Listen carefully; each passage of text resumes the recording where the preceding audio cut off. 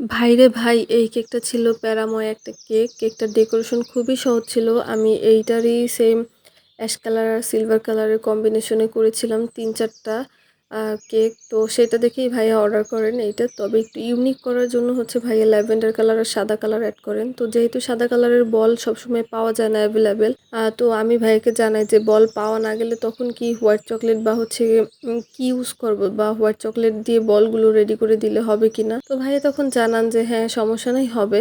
কিন্তু সমস্যা হয় এখানেই যখন হচ্ছে কেকের এই বলগুলো আমি বিভিন্ন কেক শপে খুঁজি, না পেয়ে তখন ভাইয়ের কনসার্ন নিয়েই হচ্ছে চকোলেট দিয়ে বলগুলো দেই। আর যেহেতু চকোলেট দিয়ে দিলে বলগুলো খাওয়াও যায়, তো সেইজন্য আমি চকোলেট দিয়েই দেই বলগুলো। তো এরপরে বলগুলো যখন বসাই, তো বলগুলো নিয়েই ঝামেলা হয়। তো ভাইয়া ১ম এ এখানে এই যে পাশাপাশি বল ২ টা, এখানে হচ্ছে ভাইয়া সমস্যা করেন। তো উনি একবার বলছিলেন বলগুলো উঠিয়ে ফেলুন, বলগুলো কমিয়ে ফেলুন। আবার হচ্ছে বলছিলেন যে বলগুলো বড় দেখাচ্ছে কেন? আবার বলছিলেন সুগার বল তাহলে সাদা কেন? তাহলে বলগুলো সাদা না কেন?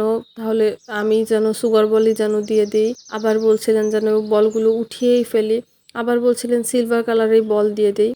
তো ভাইয়ার এত প্রকারের মানে আমরা খুবই বোঝানোর চেষ্টা করি, কিন্তু ভাইয়া অবুঝের মতো বলেই যাচ্ছিলেন, বলেই যাচ্ছিলেন। পরবর্তীতে এক প্রকার বিরক্ত হয়ে তারপরে আমরা বলেই ফেলি যে, "ভাইয়া আমাদের পক্ষে সম্ভব না। কারণ ম্যাটেরিয়াল তো আসলে আমাদের কাছে আনা থাকে না। আমরা একটা কাস্টমাইজ কেকের জন্য একটা নির্দিষ্ট পরিমাণ ম্যাটেরিয়ালই এনে রাখি। আর এরপরে হচ্ছে এই বলগুলো উঠিয়ে ফেললে কেকটার ডেকোরেশনও নষ্ট হয়ে যায়। এরপরে হচ্ছে বলগুলোও নষ্ট হয়ে যায়।